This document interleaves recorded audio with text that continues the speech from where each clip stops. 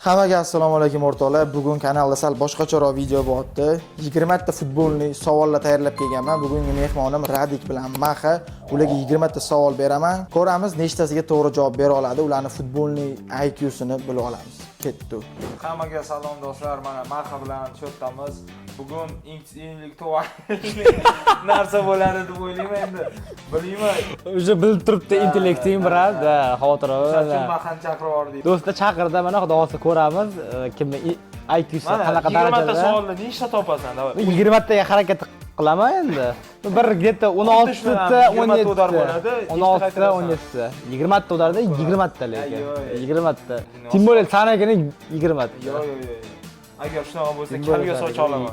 20 ta udarda tepsam bitta ham ura olmasam. Bo'ldi, qachon o'ynaymiz? Qachon o'ynaymiz? Bo'ldi, olib qo'yganmiz. Shu joyini qo'ygan. Shu joyini qo'ygan. Bo'lmasa birinchi savolni boshlaymiz. Dunyoda eng ko'p gol urgan futbolchi kim? Cristiano Ronaldo. Hoy gapirib olay. A variant Pele, B variant Josef Bican, C Diego Maradona. Unda Pele bu yoqda, Ronaldo yo'q bo'lsa. Senga Pele A varianti. Senga ikkalanglar ham surkatib yubordinglar. Josef Bican ekan. Kim u bilmayman. Yo'q, ham bilmayman. Ha, mahallada chempionat urgan ekan. Match o'ynaganmi O'sha deyman. urgan ekan. Navbat endi ikkinchi savolga. Birinchi jahon chempionati qachon bo'lib o'tgan? A variant 1950-yil, B variant 1930-yil, C variant 1945. Menga 30-yil. Senga 30-yil B variant. Sengacha birat 50. 50-yil A variant. Topolmading. Maxa topdi. Tabriklaymiz. B varianti to'g'ri variant. Premiya beriladi. Bo'ldi. Uchinchi savol. Qaysi davlat eng ko'p jahon chempionatini yutgan? Top. A variant Germaniya, B variant Braziliya, C variant Argentina. Senga qaysi bu? Menga Braziliya. Ikkalanglar ham B variant. Bahoyinglar 5. Gap yo'q. Topdinglar. To'rtinchi savol. Messi qaysi klubda professional faoliyatini boshlagan? A. River Plate, B. Barcelona, C. PSG. Menga Barcelona. Aniqmi? Senga qaysi birat? Shu Barselona. Barselonami? Bo'ldi, topdinglar, gap yo'q. 5-savol. Old Trafford stadionini qaysi klubga Old Trafford. Old Trafford stadioni qaysi klubga tegishli? Juda qiyin savol ekan, qarang. A. Arsenal, B. Liverpool, C. Manchester City. C. Manchester United. Senga qaysi bo'ladi? Senga Liverpoolmi? Davasa Liverpool tanlama, Arsenal tanlayman. Manchestermi? Bila topib qo'ydilar-ku. Bo'ldi. Birinchi maktab. Birinchi sinfga keldingmi? 6-savol. Ronaldoning to'liq ismi nima? A. Cristiano Ronaldo dos Santos Aveiro, B. Cristiano Mario dos Santos, C. Cristiano Luis Ronaldo. Qaysi senga seyu, brat. Sen tanla, A menga. Senga A. Menga. Gap yo'q, topdinglar. Bu bolalar juda bilag'on ekanda, topib qo'yishyapti. 7-savol. Chempionlar ligasini eng ko'p yutgan klub. Juda qiyin ekan. Bavariya, B. Real Madrid, C. Barselona. Senga Barsa. Senga Barsa, bunga Barsa ekan, menga Real ekan. Senga Real, sengacha? Real. Bila topib qo'yishyapti, o'rtoqlar cho'taman. Bila topolmaydi deb o'ylagandim. 8-savol. Sariq kartochka nima uchun beriladi? A. Gol urganligi uchun, B. Ogohlantirish uchun, C. O'yin boshlaganligi uchun. Sen o'yin boshlaganligi uchunmi? Qo'lga chiqaman sariq. Pressing qilgan chiqqandami? Pressing bo'lmas. Sariq. Ogohlantirish uchun.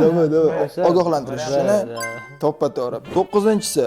Qanday jazo bilan futbolchi o'yindan chetlatiriladi? A. Sariq kartochka, B. O'yin to'xtatiladi, C. Qizil kartochka. Qaysi birida? Qizil kartochka. Qizil kartochkada o'yinchini chiqarib yuboradi. Variantlarni o'zgartirmaysizlar. To'ppa-to'g'ri. To'g'ri. 10-savol. Der Klassiker o'yini kimlar o'rtasida bo'ladi? A. Real Madrid va Barselona, B. Milan va Inter, C. Bavariya, München, Borussia Dortmund. Menga Bavariya bo'la qolsin. Senga Bavariya. Senga C varianti, senga B varianti. Aniq o'zgartirmaysan. Yo'q.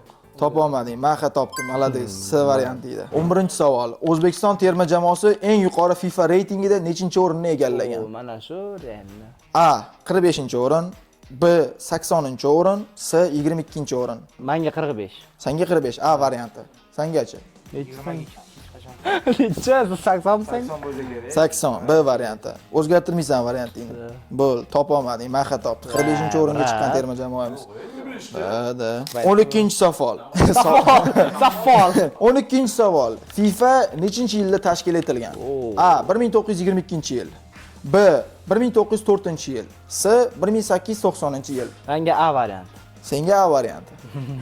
3-chi variant. Ikkalangiz ham surkat yubordinglar. Bmi? Neshagan-ku. 1904-yil FIFAni tashkil qilishgan xonada o'tirib. Qonda o'tirib. Ketdik keyingi savolga. 13-savol. Qanday holatda penalti belgilanadi? Xo'p. To'p outga chiqqanda, A B jarima maydonida qoida buzilganda, C o'yin boshlanganda. Senga C? Aytinglar, qaysi? B. B o'zgartirmaysizlar variantlarni. To'ppa-to'g'ri ikkalangiz ham topdinglar. 14-savol. Qaysi klub The Blues laqabiga ega? A Manchester City, B Chelsea, C Tottenham. Chelsea menga. Tottenham mayli bo'lsa. Senga Tottenham. Menga Chelsea. Ikkalangiz ham o'zgartirmaysizlar. Yo'q. Maha topdi. B variant Chelsea. 15-savol. Neymar qaysi mamlakat vakili? O. A Argentina, B Portugaliya, C Braziliya. Portugaliya. Argentina. Brazil. Brazil? O'ylab ko'ramizmi yoki? 50 mahallaga chiqasanmi, ertasi Neymar qaysi davlat? Braziliya deydi. Yo'q, Bo'ldi. To'ppa-to'g'ri topdinglar, gap yo'q. 16-savol. Futbol jamoasida necha nafar asosiy o'yinchi bo'ladi? A variant 9 kishi o'ynaydi. B variant 10 kishi, C variant 11 kishi. Bizda Almatida bo'ladigan bo'lsa 10 ta. Maha chunki minusu. Balki может сам minus tursan, Radik. Yo'q, men zaminada-yu. Sen zaminada deb bo'ldi. C-da. 16-savol C varianti topdinglar, to'ppa-to'g'ri. 17-savol. 2022-yil Jahon chempionati qayerda bo'lib o'tdi? A variant Qatarda, B variant Rossiyada, C variant Saudiya Arabistonida. Qayerda bo'libdi, Radik aytsan? Bilmayman. Qayerda bo'libdi, endi. Qatar? Qatar menga. Sizlarga Qatar varianti, A variant. To'g'ri. 18-savol. Futbol o'yini qancha daqiqa davom etadi? A variant 80 minut, B variant 90 minut, C variant 100 minut. Doполнительно 100 da deyapman, 90. 90. Almashtirmaysizlar. Yo'q. To'ppa-to'g'ri. Magazin Moskva. B variant to'ppa-to'g'ri topdinglar. Bular vaqt topib tashlashayapti, men bilolmaydi deb o'yladim. 19-savol. Zlatan Ibragimovich qaysi davlat futbolchisi? A Serbiya, B Shvetsiya, C Xorvatiya. Qaysi variant? Shu Shvetsiyada. Aytsammi? Avval Shvetsiya. Ikkalangiz ham Shvetsiya. To'ppa-to'g'ri.